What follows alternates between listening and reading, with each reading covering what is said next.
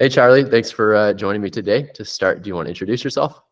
Yeah, for sure. Hi, my name is Charlie, based out of the New York City area, but born and raised in San Francisco. Currently now a full-time investor, but prior to starting my own firm with a co-founder around venture capital, spent most of my career as an operator. So worked at companies like Plaid, Ramp, and Alloy, and then started my career actually at JP Morgan. Awesome. And I reached out to you because you've joined two really impressive companies very early on. So you were the first business hire and employee number 9 at Plaid. And then you also joined Ramp before they had any customers as their head of growth. And I know a bunch of my audience members are interested in joining some of the earliest stages. And so I wanted to sort of just try to capture your experience to the best of my ability. So you mentioned you started your career at JP Morgan. When did you know you wanted to join a startup?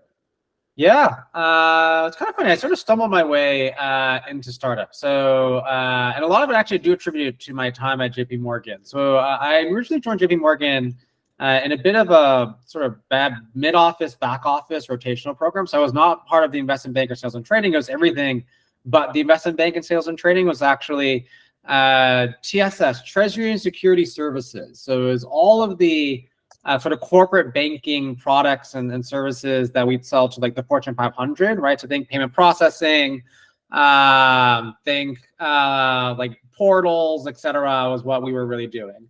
Ended up actually getting an interesting sort of deep dive into payments and the lack of technology within the bank. And I was really interested in, hey, there's all this money being made, but built on top of sort of 1970s technology. What's actually happening from an innovation standpoint there? That's funny. At the time, I actually was thinking about, I knew nothing about startups. So I thought, hey, I'm either going to go apply to, this thing called venture capital, because, if I joined there as an analyst or associate, I get access to a bunch of different companies and learn about startups and figure out the right startups to join there. Interviewed at a bunch of VC firms and did not get roles there.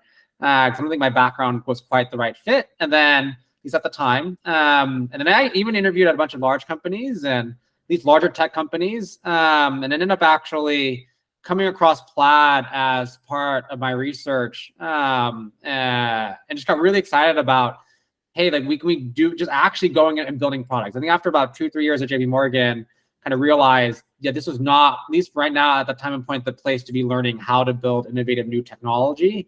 It was a lot more bureaucratic, a lot slower than I was expecting, and want to go somewhere much more faster moving. Cool. And I guess like when you joined Plaid, that must be like a completely different environment from JP Morgan. I guess like what surprised you the most about working in like a very early stage startup? Yeah. Oh gosh, everything. Yeah. I feel like I have to go back to remember. I remember. I think when I joined. I think I remember the thing that I was most surprised at was just how fast-paced things are and how fast decisions have to be made. Like I think at JP Morgan, I was very much used to, hey, if there's a really big decision that we have to make, and big is quote unquote relative, it'd be meetings upon meetings, decks, presentations, like meetings to prep for the meetings in order to present upwards, right, to upper management, to board members, et cetera. And that was a lot of the work that I'd been trained on, right? And I remember when I joined Plaid, I was fortunate to work with Zach, our CEO and founder, really early on. And I remember, I think it was like 2 months after I joined, we had a board meeting coming up, and I was, oh, that's a pretty big deal, right? We're like, we have a board meeting, we do it once a quarter. I remember being, oh yeah, I was used to, okay, great, I can go help build a presentation, present, build a few slides on, what we're doing on the business side, what do client pipeline look like? And I'm like, no, the max time that we can spend, given where we are, we're super early stage still. Like we have a day to like maybe work on it, maybe even like half a day, but we're like, we have to get this stuff out really fast. Yeah. In addition to being really, really fast, it has to be really, really high quality, right? And I think that combination was a big adjustment for me on how do you actually combine and blend those two things together. Especially when you're so resource constrained, you just have to make decisions quickly, and you have to hope that they're all the right ones. Yeah. And what do you remember, like, what did you like most about the early days at Plaid? Do you have any like favorite stories or core memories from that time? A bunch. I'm trying to remember. Yeah, I'm trying. It's been such a long time. I don't know. I remember. I think it just felt very. I think it was a period. I think it was the sort of period in startups, and I feel like everyone looks back nostalgically around different periods on startup land, where it felt very like pure. If that makes sense. Where I didn't feel like joining a startup, particularly a very early stage startup, was not like a common popular thing. I think I was one of my few friends. Like most of my friends had gone into more, I would say, the traditional paths, even outside of tech, was like banking, private equity, consulting. And then the people that had moved into tech worked at like the Googles or the larger tech companies. That's their first entry point. And I was like a bit weird in that I joined a very early stage fintech company in San Francisco at a time when fintech wasn't very popular. And so I remember that being really unique because I think that I was surrounded by people that were just excited about what we were building. Like we weren't, I remember this, there was one day where this was like sort of before the SoftBank super rounds were happening, right? And I remember like sitting in a room and talking with a few of the engineers and whatnot of like, hey, we got $100 million tomorrow. Like, what would we do with that? Literally, it was like, I don't know what we would do with $100 million. That's just a crazy amount of money. I remember like the dream as an operator was joining a company, getting it to like $1 billion valuation, and that was like the end goal and the end dream. And I think nowadays it's like, I mean, now I think we're visiting our priors, obviously with the downturn that we've kind of seen in the venture landscape, but it almost feels weird as to how like normalized that became on, oh, but founders starting company and operators joining early stage companies and going to startups became a much more normal and accepted thing, which I think is actually really good for the ecosystem. Yeah. But I think I do sometimes miss the times when I was like, oh, just surrounded by really smart people that really believed in the mission and vision of what our founders wanted to build with Plaid, and that's all we were focused on.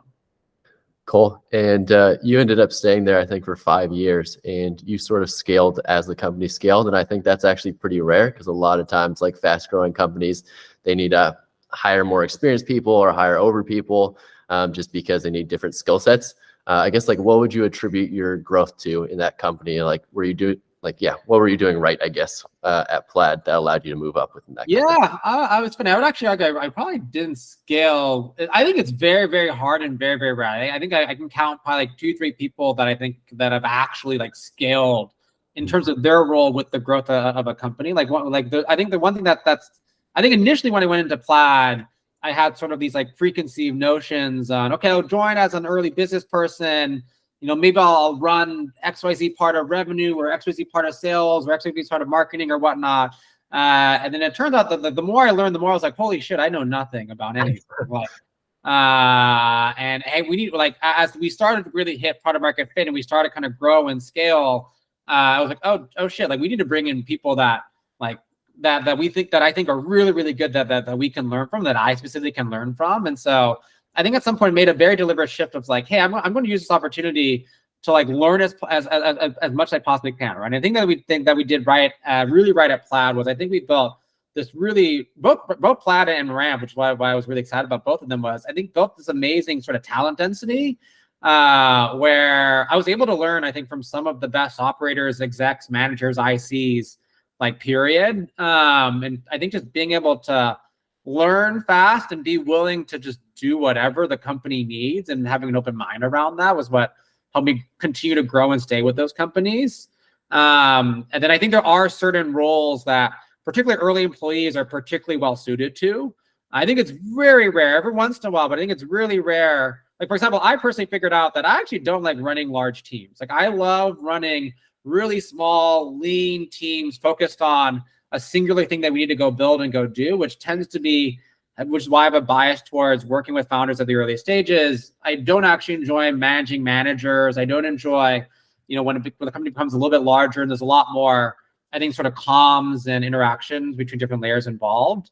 And so I think as an early employee, the roles I ended up, I think, doing well on tend to be more like spearheading new product initiatives, figuring and going kind of fixing things that were perhaps going off the rails, because I usually had a sense of what the founders or other execs actually cared about across the company and what we were over-indexing towards, and also just had a lot of context and trust built into the organization to go do so.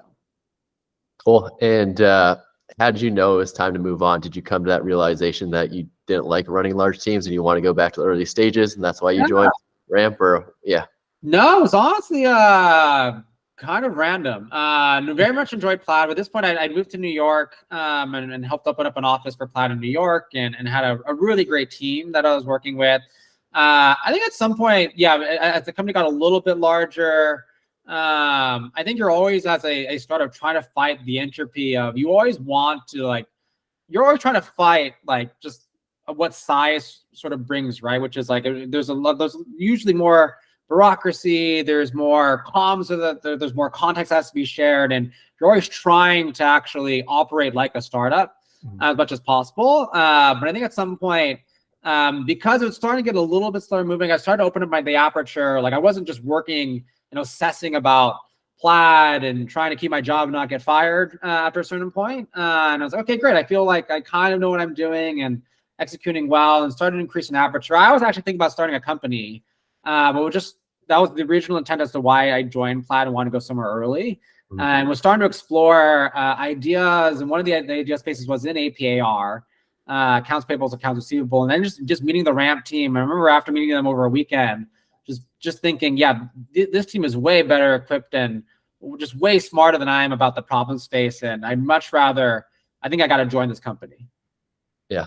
And you talked about earlier, just like talent density. And I know I've watched some of your other interview recordings, and you've talked about, like, just try to surround yourself with the best people.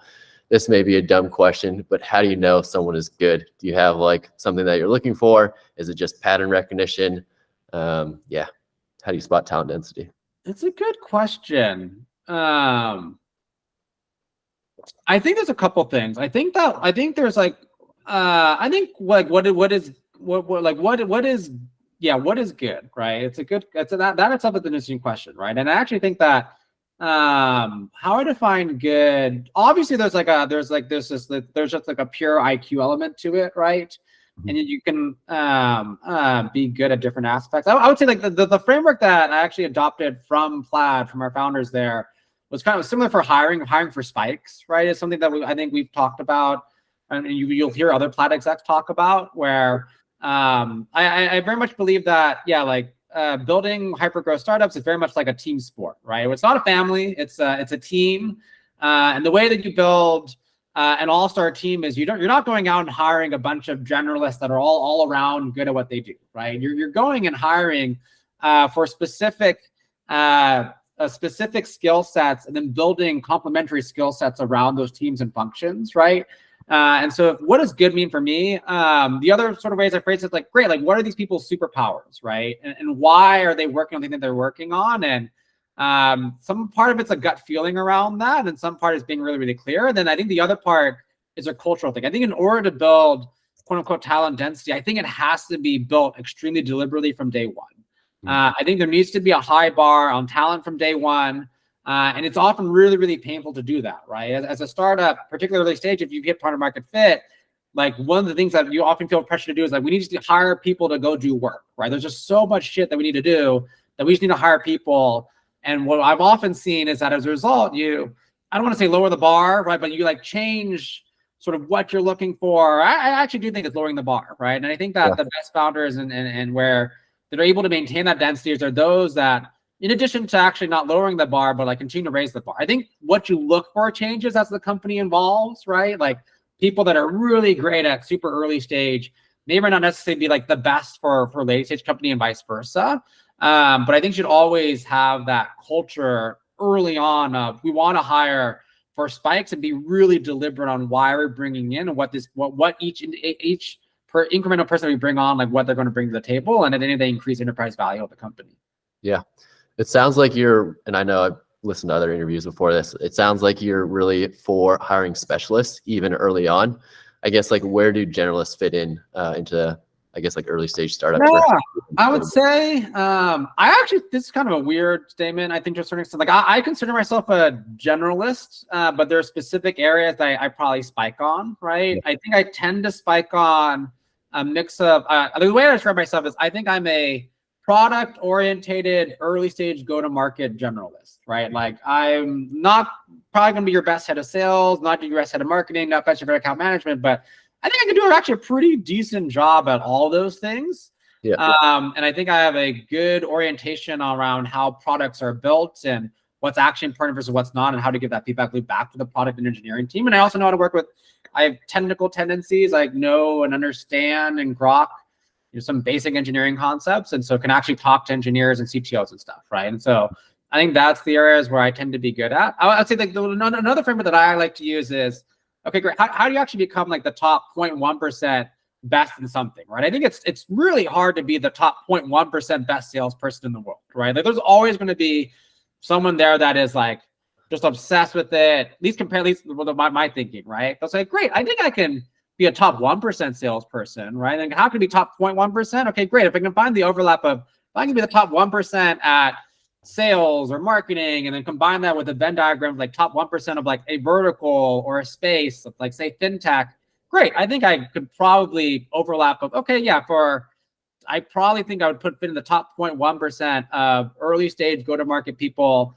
that have sold, fintech infrastructure. It's a somewhat niche, but that niche ended up being surprisingly large. And that's where I've sort of started to build out edges or specialties in. Mm-hmm. Cool. And this question is really for the audience who maybe is applying to startups right now. What are good questions that you like to ask startups when you're trying to get more information about whether you want to work at that company?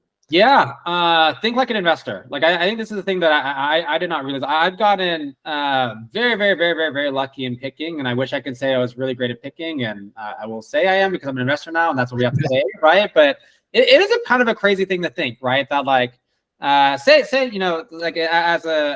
you're joining as an early employee, you have a portfolio size of 1, right? Yes. I don't have to get right on 1. The part that you get to have is you have duration of your career. And I do believe that joining startups and entering the startup ecosystem is relatively non-risky now, right? But joining each individual startup is quote unquote risky, right? Yep. And so I do think thinking like an investor is really important, right? So I would care about the founders, how they met, like everything that you possibly care about as an investor, of like almost think about if I were to put $1 million of money or whatever, large amounts of money in this company, like what would get me to say yes, right? I do think having that is really, really important. But on the weird flip side, I also think you can like overanalyze the crap out of these companies, right? Like especially early stage, oftentimes it's, well, we don't have a product yet. We're still talking to customers, right? Or we don't have revenue yet, so there's not much to go off of. Yeah. And so where I've landed at to a certain extent is that my advice, which is like honestly sometimes not useful, but I tell people you kind of have to just trust your gut on, like if you're just really excited about what they're building, there has to be some other intangible as to why you're joining this company. It's particularly going early, and you have like you don't have any other kind of big considerations, and you have the aptitude or the aperture to go do it, then like kind of just go do it. It'll probably fail, and just know going into it'll probably fail. So what are the things that you have to bet on? That's where I always go bet on like growth potential and team, right? Because the only thing that actually compounds is great if you like have a high likelihood this company is going to fail. Well, the thing that compounds is it's going to be like the people that you work with.